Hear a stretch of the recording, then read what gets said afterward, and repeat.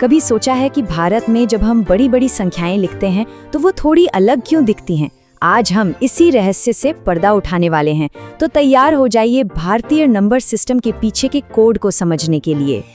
चलिए सीधे एक सवाल से ही शुरू करते हैं। स्क्रीन पर 2 नंबर दिख रहे हैं। क्या लगता है इनमें से लिखने का सही तरीका कौन सा है? ये एक ऐसी चीज है जिसमें अक्सर लोग कंफ्यूज हो जाते हैं, पर कोई बात नहीं, आज ये कंफ्यूजन हमेशा के लिए दूर हो जाएगा। और इसका जवाब है कि ये दोनों ही सही हैं। जी हाँ, बिल्कुल सही सुना। ये सब इस बात पर निर्भर करता है कि हम किस सिस्टम की बात कर रहे हैं। आइए इन दोनों अलग अलग सिस्टम्स को जरा करीब से समझते हैं।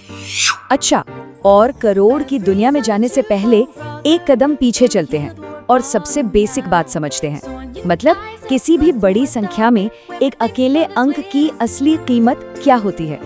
सबसे पहले है अंकित मान या फेस वैल्यू। ये बहुत ही आसान है। इसे ऐसे सोचिए कि ये किसी अंक का अपना चेहरा है।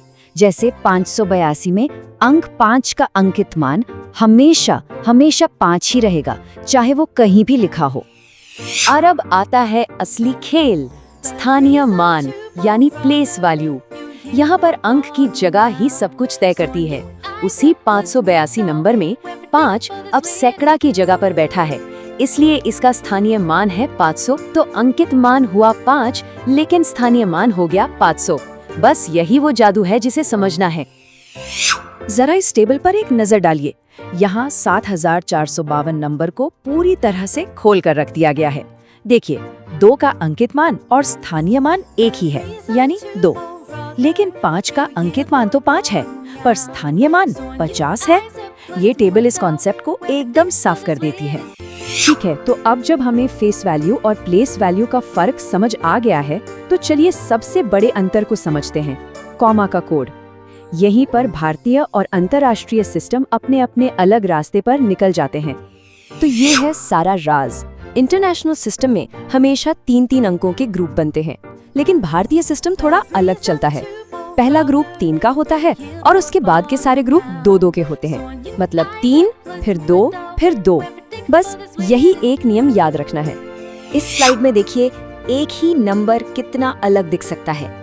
भारतीय सिस्टम में इसे हम पढ़ेंगे 50 करोड़ 98 लाख, जबकि इंटरनेशनल सिस्टम में ये है 509 मिलियन। सिर्फ कॉमा की जगह बदलने से नंबर को पढ़ने का पूरा तरीका ही बदल जाता है। कॉमा के अलावा भारतीय सिस्टम की अपनी एक खास शब्दावली भी है। मिलियन और बिलियन को कुछ देर के लिए भूल जाइए, क्योंकि यहाँ लाख और करोड़ का राज चलता है। चलिए जीरो की एक यात्रा पे चलते हैं। 1 के बाद 5 जीरो मतलब 1 लाख, 7 जीरो मतलब 1 करोड़ और 9 जीरो मतलब 1 अरब। ये बस जीरो का एक पैटर्न है जो आगे बढ़ता जाता है। ये स्लाइड एक ट्रांसलेटर गाइड की तरह है। ये भारतीय नामों को उनके इंटरनेशनल बराबर वालों से जोड़ती है। जैसे 1 लाख का मतलब है 100,000, 1 करोड़ का मतलब है 10 मिलियन और 1 अरब का मतलब है 1 बिलियन। ये चार्ट दोनों सिस्टम के बीच एक पुल की तरह काम करता है।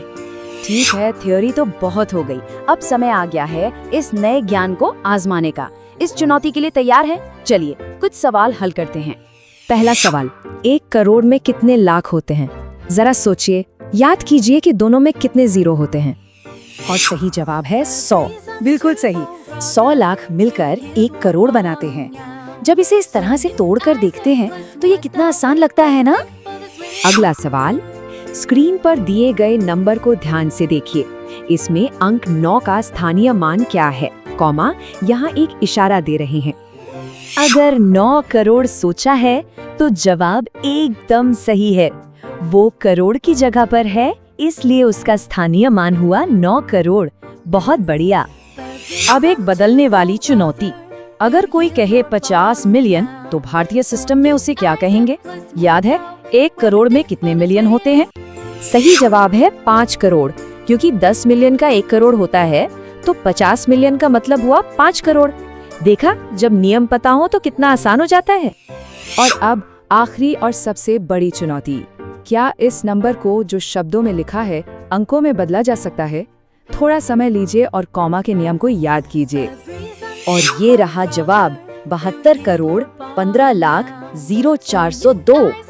यहाँ ध्यान देने वाली बात ये है कि 1000 की जगह के लिए कोई अंक नहीं था, इसलिए वहाँ 2 0 लगाए गए हैं। ये एक बहुत जरूरी कदम है जिसे भूलना नहीं चाहिए। ये पूरी प्रणाली का एक शानदार उदाहरण है। बहुत अच्छा काम किया। अब इस सारी जानकारी को एक जगह समेटने के लिए हमने एक अंतिम चीट शीट तैयार की है। ये चार्ट वो सब कुछ बताता है जो हमने सीखा है, वो भी एक नजर में, कॉमा के नियम से लेकर लाख और करोड़ के मतलब तक। इसे याद रखने के लिए ये एक बेहतरीन टूल है। मुख्य बात यही है कि नियम बहुत सरल हैं, बस उन्हें अभ्यास में लाने की जरूरत है। तो अब भारतीय नंबर सिस्टम का कोड तो टूट चुका है, लेकिन ये सोचने पर मजबूर करता है कि दुनिया में गिनती और माप के और कितने अलग और दिलचस्प तरीके मौजूद होंगे, है ना? खोज की ये यात्रा कभी खत्म नहीं होनी चाहिए। हमारे साथ जुड़ने के लिए धन्यवाद।